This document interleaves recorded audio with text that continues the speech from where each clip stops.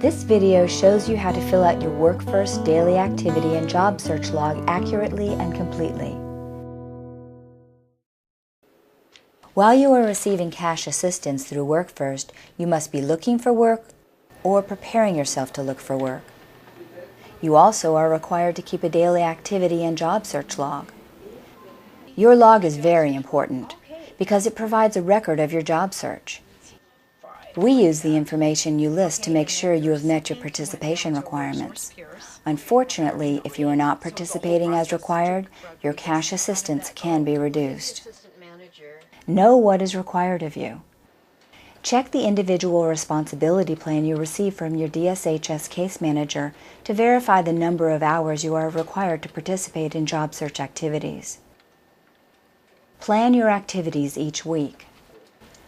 Each week you will meet with your Employment Security WorkFirst counselor to make an activity planner. Together you will look at the number of hours you are required to participate and decide which job search activities you will complete during the week. Use a new form each day. Use a new daily activity and job search log each day. You may use as many as you need. Be sure to include any job search activities you do on weekends. Fill in your name, your JAS identification number, the number of hours you are required to participate, and the date. Also circle the relevant day of the week for each log you complete. Be sure to turn in your completed logs each morning before starting a new one for that day. Keep your log as you go. Write down activities in your log as you complete them throughout the day. If you rely on your memory and wait until the end of the day or later in the week, you may have a hard time completing your log accurately. Job search start times, stop times, and travel time. You can begin your daily activity before coming to the office. For example, you can research a job at home on the internet, call an employer, or stop by a business to pick up a job application. All of this, including your travel time, counts as job search activity. You cannot count travel time from home if your first activity of the day is coming into the WorkSource office or your WorkFirst site. In that case, your job search time begins when you check in at the office. Your job search ends each day when you end your last job search activity. If this last activity is at WorkSource or WorkFirst, you cannot count travel time after you leave the office. If you conduct a job search activity after leaving the office, you can count your travel time until you get to the place where you complete your last activity of the day. And then you can count the time you spend on this activity. For instance, you can stop at an employer's business for an interview or drop an application in the mail on the way home. And once you get home, you can continue researching jobs on the internet, fill out applications, send thank you letters, or many other job search activities. Let's go over some activities that count toward participation in job search and how to record them on your job search log. Contacts with employers. There are many ways you can contact an employer about a job: in person, by telephone, through classified ads in the newspaper, online, by fax, or through your WorkSource or WorkFirst site. Remember to fill out as much information as you can immediately after your employer contact. Include the business name and address, including the zip code, or the web address or email, and list the phone number, including the area code. Be sure to check the box showing how contact was made. If you applied by fax, list the fax number. List the specific job you applied for, such as cashier or sales clerk. If you contacted a specific person, include his or her name, both first and last, if possible. Check the box that shows how you applied or what happened. Write down the number of hours you spend on each activity, including travel time if that applies. Many activities in the WorkSource and WorkFirst resource rooms can be counted towards your required job search time.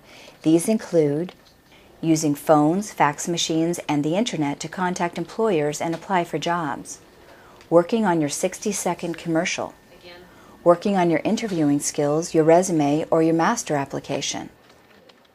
WorkSource offices and WorkFirst sites offer many workshops that count as part of your job search activities.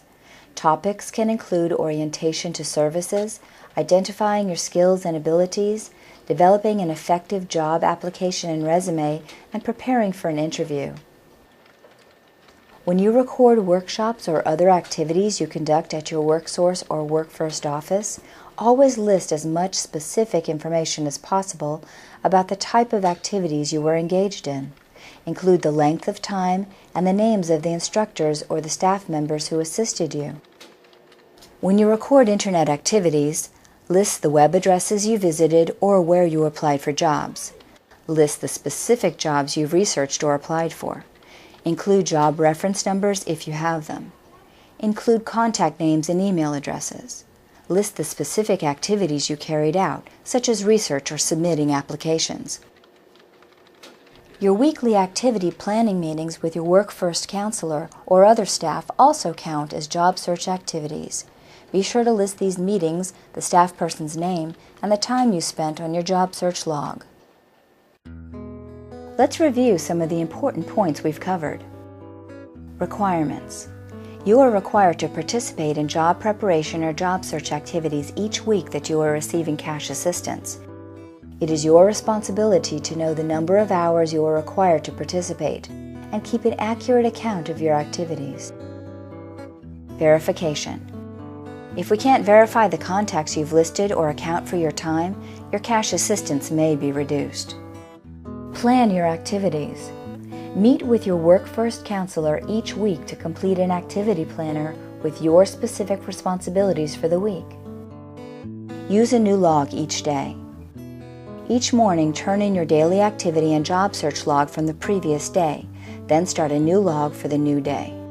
Keep your log as you go. Write down your activities as you complete them each day. Start times. Your job search time starts with your first job search activity of the day. This can be an activity at home, on the way to the office, or when you arrive at the WorkSource or WorkFirst office. End times. Your job search day ends when you leave your WorkFirst or WorkSource office or complete your last job search activity of the day. Travel time. You cannot count travel time to or from your WorkFirst or WorkSource site if you are not doing another job search activity at home or on the way there. Listing employer contacts. Always list the employer's name, address, and phone number. List the name of the person you contacted and the specific job you applied for. Internet activities. List the web addresses you visited or where you applied for work. List the specific jobs. Include job reference numbers if you have them. Activities at your WorkSource or WorkFirst site. List as much specific information as possible about the type of activities you were engaged in, the length of time, and the names of instructors or other staff members who assisted you. Still not sure? If you have further questions about filling out your log or what counts as a job search activity, ask your WorkFirst counselor. Your counselor is there to help you complete your requirements. Good luck with your job search.